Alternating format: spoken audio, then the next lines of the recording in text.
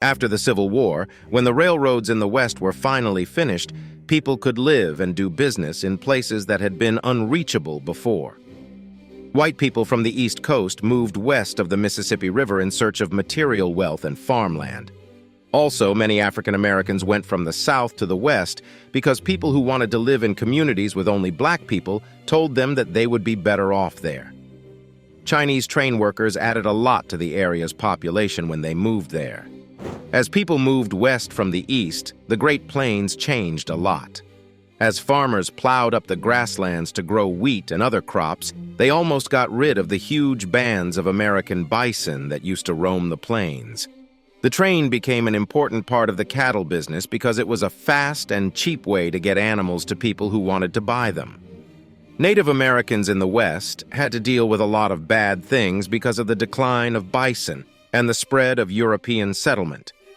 Even though they won some battles, American Indians felt outmatched by the larger number of people and the military power of the U.S. government in the fights that followed.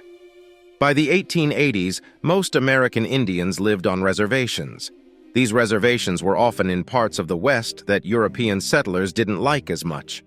During the second half of the 1800s, the cowboy became a popular symbol of the American West. Some of the crazy things that happened in the Wild West were made up, but many tall tales and urban stories were based on real events. The active involvement of Chinese doctors. In spite of what you might think, there were a lot of Chinese doctors in the West. In the middle of the 1860s, Chinese people probably went there because they were needed to build the Central Pacific Railroad from Sacramento to Utah, or maybe even before that, when many Cantonese joined the rush of people from all over the world to the gold fields.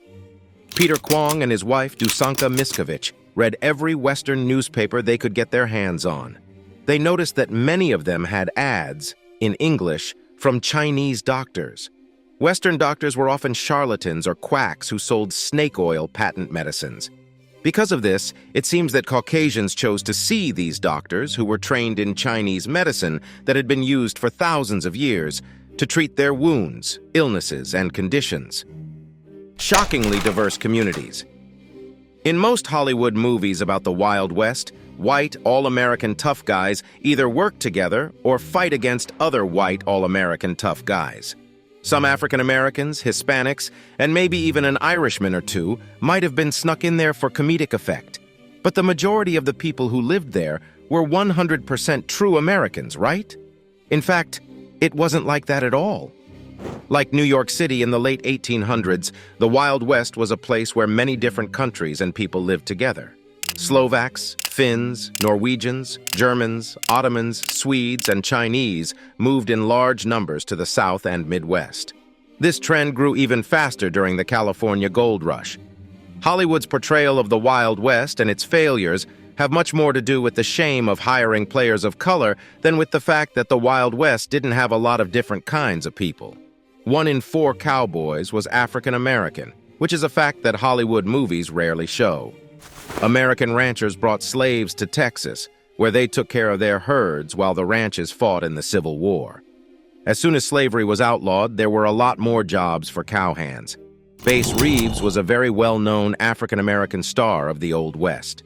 He was one of the first African-American U.S. deputy marshals west of the Mississippi River. He is said to have caught more than 3,000 criminals in his 30 years on the job. The normalized genocide of Native Americans. Since the first Europeans came to the New World, the frontier has been a place where big, conflicting differences have been accepted and even honored. Because of this, the United States has given permission for more than 1,500 fights, attacks, and raids against Native Americans. This is more than any other country has given permission for against its own indigenous people.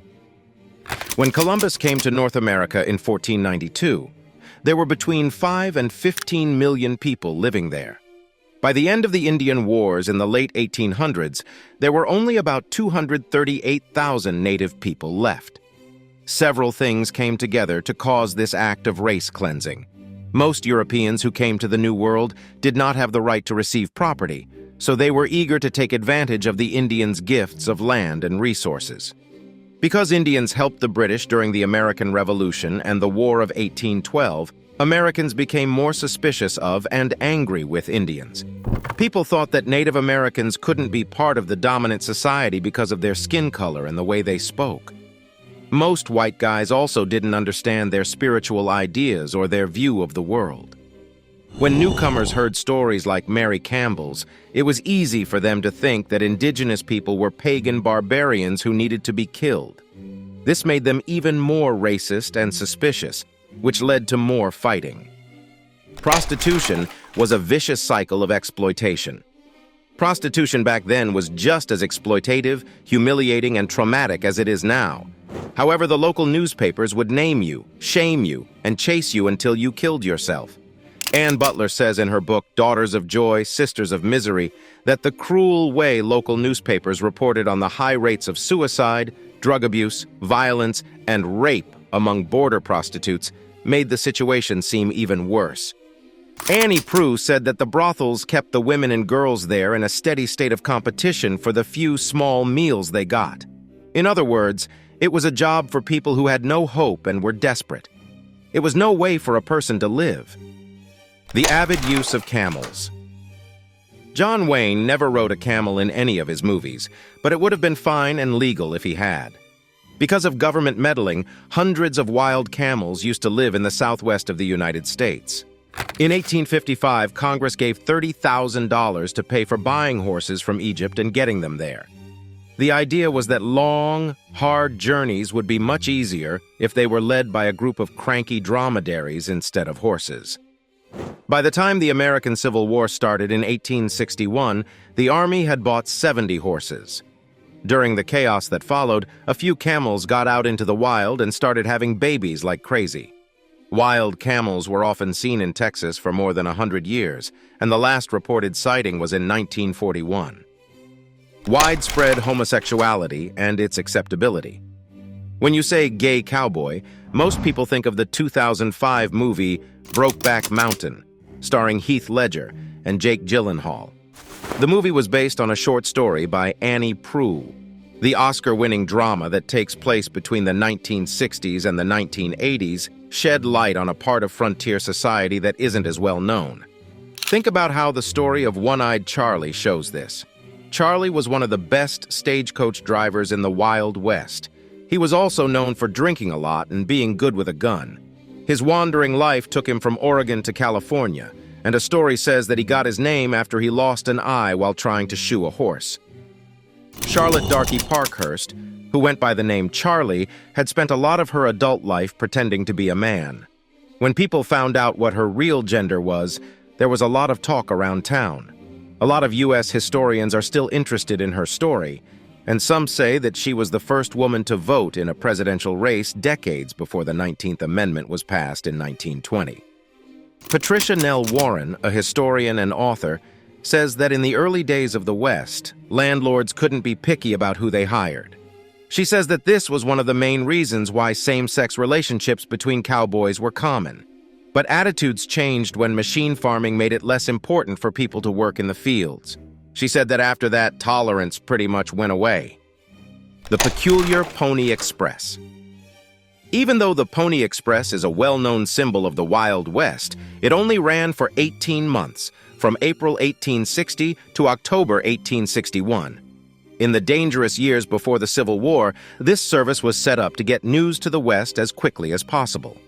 A group of 80 or more riders traveled day and night to carry the mail between St. Joseph, Missouri, and Sacramento, California, which are almost 1,900 miles apart. By stopping at station houses every 10 to 15 miles or so to switch horses and keep up a full gallop, the normal 24-day delivery time was cut down to only 10 days. But when the telegraph was made, this service stopped being used because it was no longer needed. The terror and violence of the Wild West. Dodge City, Kansas, was in the middle of the Great Western Cattle Trail. Because of this, it became a center for both money and crime. Between 1876 and 1885, 165 adults were killed for every 100,000 people who lived in Dodge City. This means that if you lived there, you had a 1 in 61 chance of being murdered.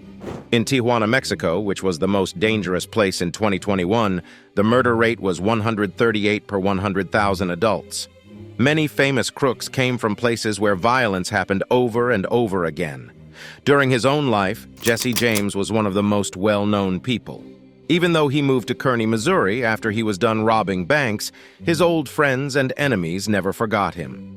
Jesse was buried in the front yard of his farm to keep grave robbers from taking his body.